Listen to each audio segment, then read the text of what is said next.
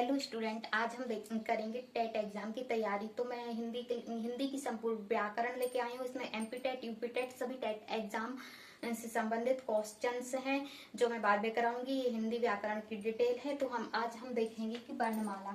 तो आज हम जानेंगे हम वर्णमाला किसे कहते हैं, वर्णमाला की परिभाषा है क्या। तो वर्णमाला, वर्णों के व्यवस्थित समूह को वर्णमाला कहते हैं। वर्णों का जो व्यवस्थित समूह होता है उसे हम वर्णमाला कहते हैं। वैज्ञानिक तकनीकी शब्दावली आयोग नई दिल्ली आयोग के द्वारा 1961 में 52 वर्ण माने गए हैं। मानक वर्ण कितने हैं? 52 हैं। ये किसने माने हैं? ये माने हैं नई दिल्ली आयोग ने 1961 में। तो वर्णों की संख्या 52 है। 1961 में इनको माना गया है नई दिल्ली आयोग द्वारा। उसके बाद आज अब हम जानेंगे कि हम अक्षर किसे कहते हैं। ये तो वर्ण हो गए, चलो वर्णमाला किसे कहते हैं, वर्ण कितने होते हैं। अब उसके बाद अक्षर किसे कहते हैं। अक्षर का एक और नाम क्या है? अक्षर को एक दूसरे नाम से ध्वनि भी बोला जाता है। अक्षर को ध्वनि भी बोला जाता है। इसी का ये दूसरा नाम है ध्वनि।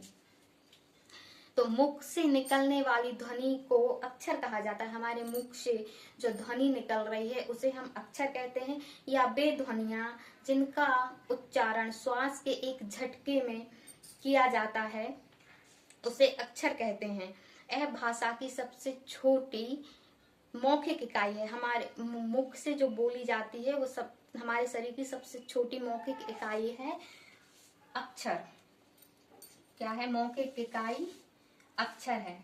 हमारे शरीर की सबसे छोटी मौखिक इकाई अक्षर है। फिर अब देखेंगे कि हम वर्ण किसे कहते हैं। अभी तो वर्णमाला किसे कहते हैं वो जाना था कि वर्णों के व्यवस्थित समूह को हम वर्णमाला कहते हैं। अब हम वर्ण किसे कहते हैं।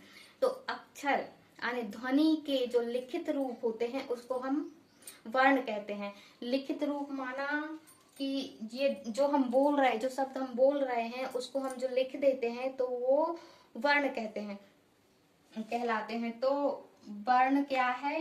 वर्ण हमारे शरीर की सबसे छोटी लिखित इकाई है। हमारे शरीर की सबसे छोटी लिखित इकाई को हम वर्ण कहते हैं। ये वर्ण हमारे शरीर की सबसे छोटी लिखित इकाई है और मौखिक इकाई है अक्षर। तो अक्षर क्या है? हम जो बोल रहे हैं, जो ध्वनियां हैं वो अक्षर हैं और उसी को जो हम लिख देते हैं तो वो वर्ण कहलाते हैं।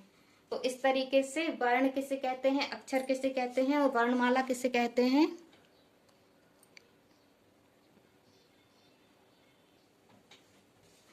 अब हम जानेंगे कि शब्द किसे कहते हैं।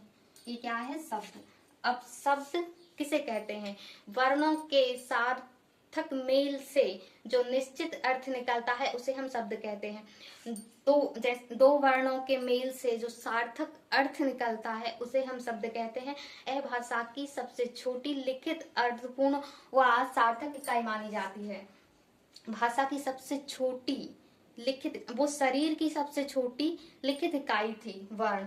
अब भाषा की सबसे छोटी लिखित इकाई को हम क्या कहते हैं? शब्द कहते हैं। जैसे ये दो वर्ण हमने लिखे हैं। पहला क्या है? का, दूसरा ला। इन दोनों के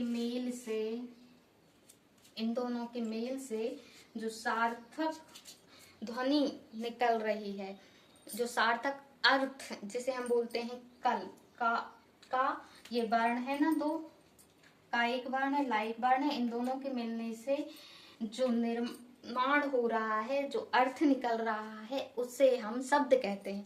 इस तरीके से वर्णों के मेल से जो सार्थक अर्थ निकलता है ना उसे हम शब्द कहते हैं।